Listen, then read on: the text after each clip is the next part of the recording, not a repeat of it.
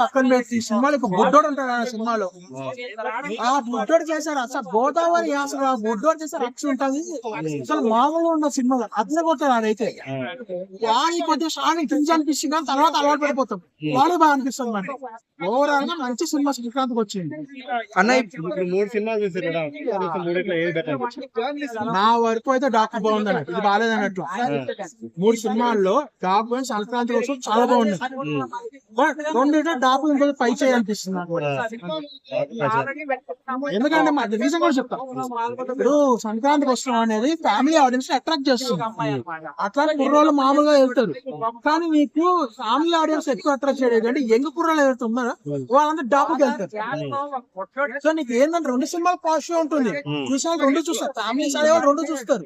But పెళ్ళైన వాళ్ళు పిల్లలు ఉన్న వాళ్ళు కుటుంబంతో చూడడానికి దీనికి వస్తారు. Mass action mass commercial elements డాబుకి వస్తారు. సో ఈ రెండింటిలో పోల్సిన నాకైతే డాబ్ నచ్చింది.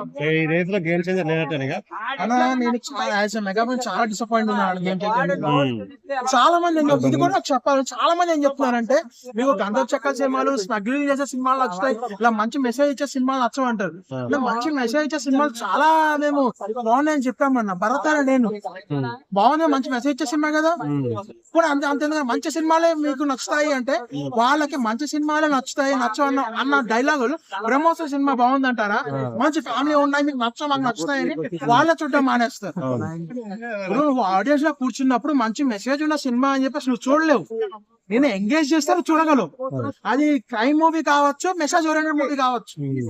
ఇప్పుడు అదే పుష్ప సినిమా నేను ఎంగేజ్ చేయాల నీరసంగా వెళ్ళిపోయింది, నువ్వే బాలేదని చెప్తావు.